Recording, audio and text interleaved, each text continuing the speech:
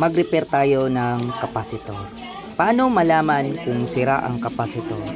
Hindi na kailangan itester yung kapasitor. Hugutin natin yung kapasitor at tignan natin. Pag may lumulubo, yun, sira yun. So, wag na nyong gamitin pag ganoon.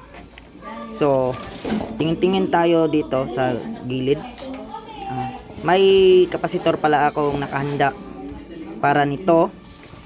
At bukod doon, ay safe palagi pag muhawak ng kapasitor. Kasi kapag nagdikit yung dalawang, sabihin natin yung chrome niya, ay baka mag-spark. So, keep safe lang palagi pag magtanggal ng kapasitor.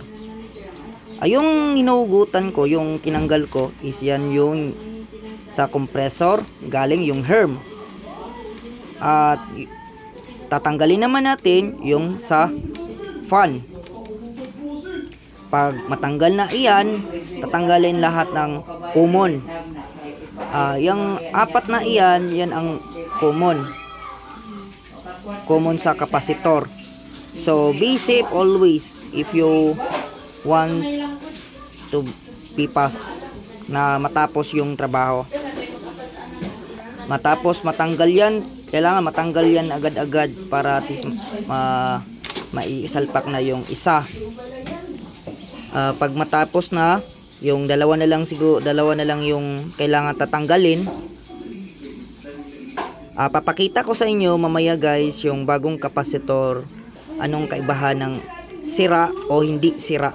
Hindi na kailangan sa ganito na sitwasyon, hindi na kailangan itester kung marunong ka na sa mga ganitong technique na ito. So, keep safe lang sa pagtanggal ng kapasitor kasi may electric charge yan.